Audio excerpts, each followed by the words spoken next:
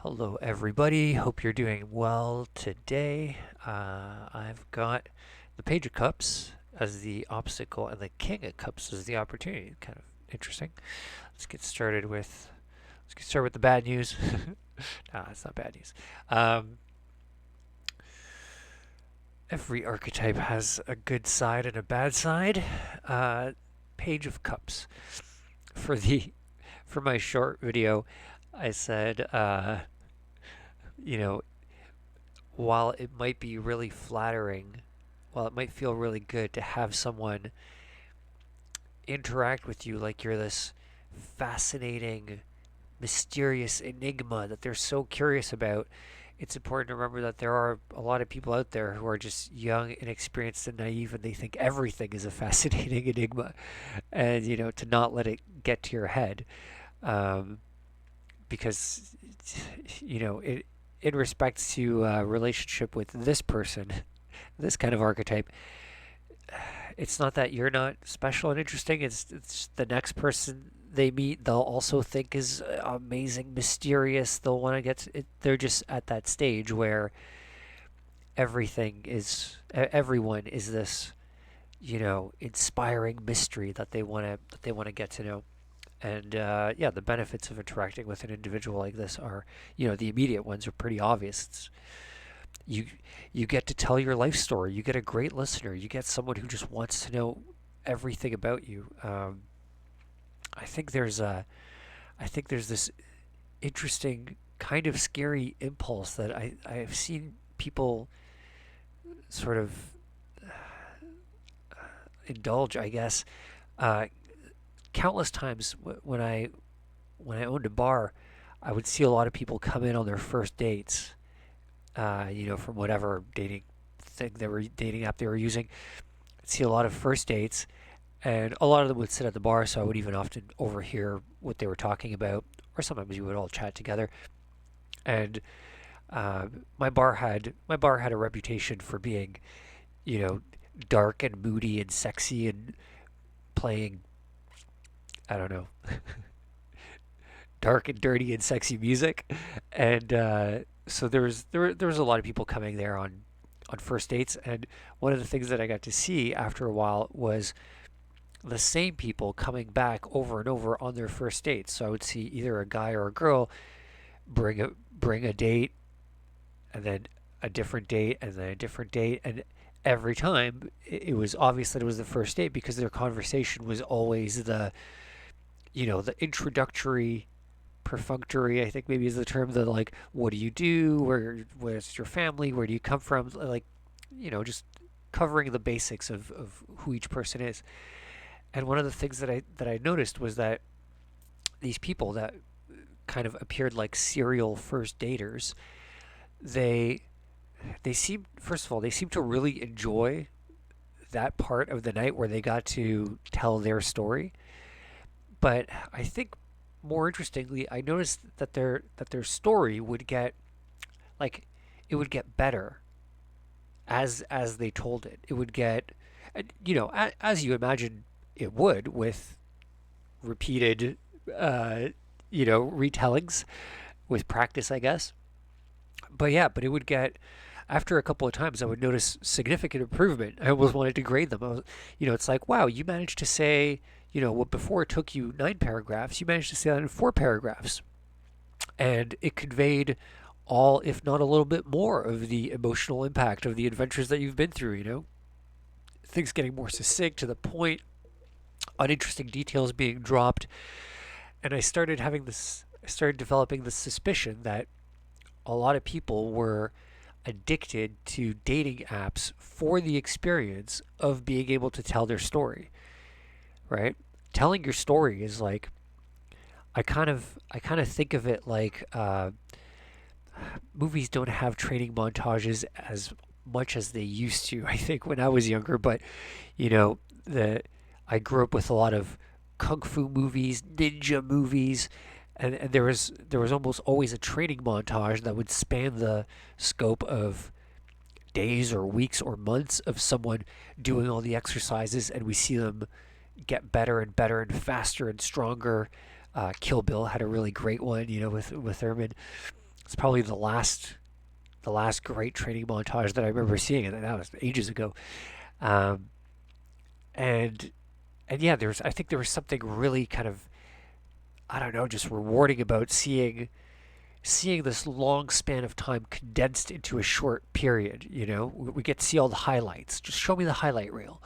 And I think there's something about being given the opportunity to make that training montage out of your life and tell someone this condensed version, and you get to be, you get to be the hero of your hero's journey, and you give them this little story. And if it's a good story, they're impressed with it, and then you feel good. And it's, in a way, like, it's kind of interesting to ask, what do you feel good about? Do you feel good about your life? Because that's certainly a good thing to, feel good about. But to some degree, do you feel good about your storytelling skills, your ability to encapsulate the important things in your life? And then as that gets better, do people's responses to your life improve? And at that point, does it feel like your life is improving? It's really fascinating psychology. I haven't really seen many people touch on it, but yeah. So I think this archetypal sort of character, could be a guy or a girl, but I think this represents someone who doesn't really understand relationships yet. That hasn't. I don't think this is a person who's experienced relationships. This could symbolize like a child, um, a virgin, literally or metaphorically. Maybe someone who's been in relationships, but they've never really been in love. They've never really maybe sacrificed or devoted themselves to someone. They're inexperienced in some way.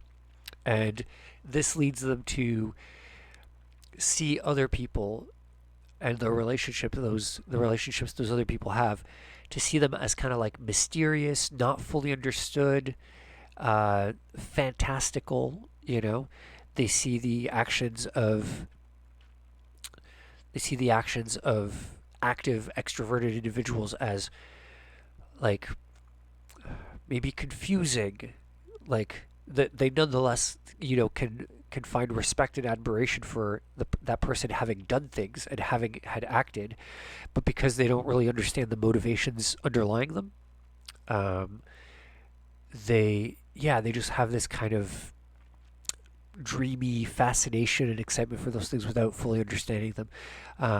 These are also the kind of individuals who, uh, this is like the neckbeard milady kind of meme guy who, like, is very attracted to women. And there's like the milady girl types as well, but it's like someone who has this amorous relationship with this fantasy of the opposite sex, and they've adorned this fantasy with all these different rituals and rules, but, like, they've it's because they've never interacted with an actual person on that level. So they, everyone is still a mystery. If it's a guy that's relating to women, it's like women are still this mystery, and as far as he understands, they are these pristine, strange, uh, regal figures. Like people who, I think this card could symbolize people who, see everyone as being on some sort of podium and not really understanding how they got up there, but nonetheless they're like, you know, wow, impressed with this person. And yeah, so I think here the danger and the obstacle lies in just being able to manage a relationship with this archetype, not get consumed with your own consumption of the attention and flattery. So yeah, this could apply to, let's say, being in a relationship with someone who, they're not meeting you on even ground. It's like you might be entering into a relationship on mature terms. For them, you're like their first adventure. They're not just with you. They're with this whole idea of what the woman is, what the ideal man is. Um, so yeah, that could lead to a big hot mess. Also, this could relate to any kind of other dangerous relationship with this kind of imbalance of, I don't know, like a realistic, meeting of who the people actually are. This could relate to, let's say, something like a student that is totally enamored with their professor, and then the professor is in danger of, you know, no longer being impartial and teaching, but all of a sudden being motivated by, inspiring the student. And it's like these are the kind of people that could really tempt you with with their kind of like unending awe and admiration. And then often it's also something that's fleeting and over before you realize it, that you could feel really embarrassed because this person is then, you know, moved on just to some other person that they now find really fascinating, and you feel kind of disposed. But yeah, I think the biggest obstacle is that initial inability to resist the, feeling the spotlight placed on you by somebody who's really interested. I remember one of the old pickup artists that I knew. He was always trying to give me tips with the ladies, and he was, one of his things was, if you can't be interesting, uh, be interested. If there's nothing really special about you, just be super interested in the person you're flirting with or whatever. Just be a bottomless pit of curiosity and fascination, and people get drunk on that. It's kind of a fucked up way to, like, I think it essentially counts as manipulating people. Like, a lot of people are just suckers for that. But yeah, so careful of that. Then opportunity, King of Cups. Look at this guy on his little surfing throne. Surfing King. Yeah, some choppy seas. He's on I don't know, it's a throne made of stone throne, not sinking. He doesn't seem shaken up by all these choppy seas. I see this as representing an archetype of uh, someone who is a great friend, a great lover, a great spouse, someone who, like, this is the kind of person that, if this person is in a relationship with someone, like, that person is lucky to have this person, to this kind of King of Cups character in their life. Um, this kind of archetype, they're able to withstand and weather all of the storms of relationships, um, uh, manage them, dispel them, calm the waters. Sometimes these are the people that are able to maintain great relationships for a long time, or maintain relationships for a long time, which leads them to become great relationships. Because sometimes when things get really rough, these are the kind of people that will just take the beating. They'll just take the hit for the sake of the long-term relationship.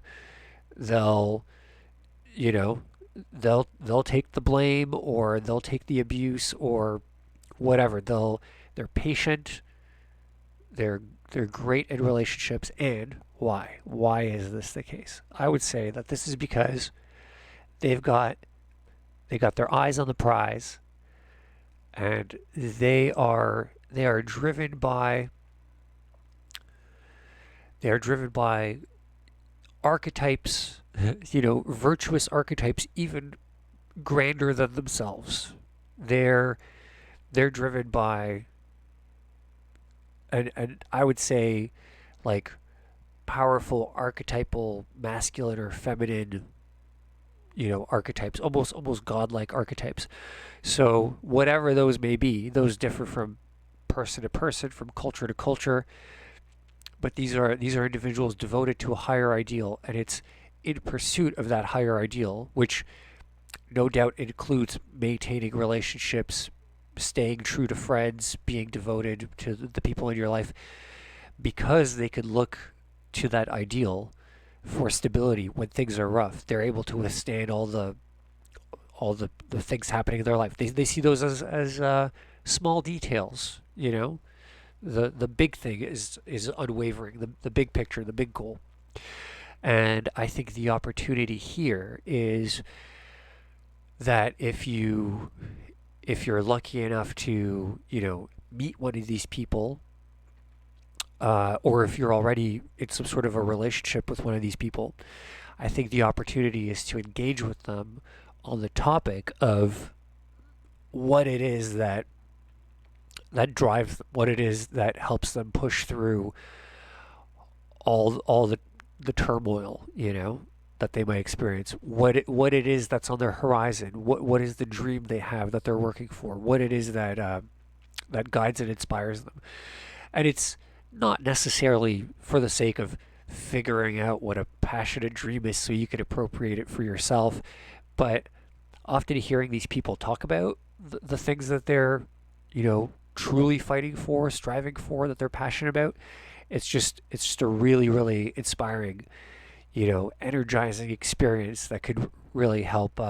It could really help you think about, you know, what's my thing, like, because it takes energy to ask those big questions. It takes it takes a type of optimism and faith that a lot of people just don't have very often, right? But it's exactly that kind of optimism and faith that makes these individuals as successful as they are in the relationships that they have. One of my favorite versions of this is meeting meeting old married couples, like a couple 80-year-olds, and meeting a couple of 80-year-olds that they've been married for like 60 years, and they're still totally in love.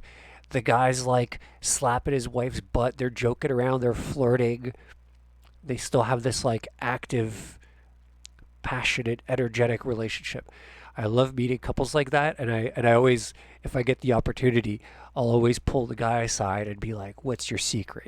What's the like?" And don't get me wrong. A lot of times, these kinds of people, they're working on some instinct. They're working on some not exactly consciously tangible sort of goal or whatever. So a lot of times the first answer is like, "Oh, I don't know, I just love my wife," And sometimes you gotta chat with them for a bit, um, and sort of pry at the question. And sometimes they just end up revealing like the most amazing little tidbits of their perspective, how they see things. Sometimes it's you know some poem they heard when they were 20, and it just has stuck with them ever since, and they've been trying to live out the message of the poem. Like, yeah, I've heard so many really beautiful and often just really almost stupidly simple reasons that that seem to, at least in some way, to some degree, be the driving force for people's long-term relationships. Also, the kind of I think the kind of less profound version of this is people who get together and drink together or eat together. But um, my personal bias is against alcohol consumption, so that's not where my mind initially goes. But yeah, to a lot of people interpreting the tarot, this is a guy with a drinking problem, and this is a guy who drinks socially and is able to weather the storms because he's always a little tipsy or something. But I don't see it that way. Yeah, this guy get that fish talking to you. There's some interesting interpretations I've heard of that back in the day. Um, but yeah, so this is, I think, the opportunity here is to sort of be able to tap into the viewpoint of one of these kinds of individuals. Also, I mean, you know, maybe if you find yourself coming up short for an answer, if you ask yourself the question like, who is the most devoted person that who that I know is the most devoted friend or lover or whatever, not necessarily to you, but just to anyone. Like, who do you know that's essentially the best at relationshiping, right? Um, if you ask yourself that question and find yourself coming up short for answers, that's also an interesting indicator. Like, in a lot of ways, I think it's the case that we can only be as good friends, or we can only be as good lovers or husbands or wives or, you know, co-workers or whatever, as we have witnessed and experienced, uh, you know, in the world that surrounds us. So, yeah, it also like if you're literally around no one that maintains relationships for more than a couple of months or can't go a hangout without getting into an argument or whatever, it might be a good idea to start thinking about how you might go about looking for, you know, someone. And again, not even necessarily to befriend for yourself, but at least just to reflect on and maybe learn something from, you know, someone who could serve as an archetype so that you get some perspective. Because if everyone around you is just constantly bickering, then it's pretty easy to think that this is just the way things normally are. Everyone always bickers. You know, the poor guy I know bickers, the rich guy I know bickers, everyone bickers, right? But yeah, I think it might be a good opportunity to try and disprove that theory once in a while. I'm going to wrap things up there. Thanks for watching. Drop me a like if you enjoyed the video, and feel free to comment. Hashtag free reading, all one word, in the comments if you would like to be entered for the weekly draw for a free one-on-one tarot reading. All right, I'll be back tomorrow. Take care.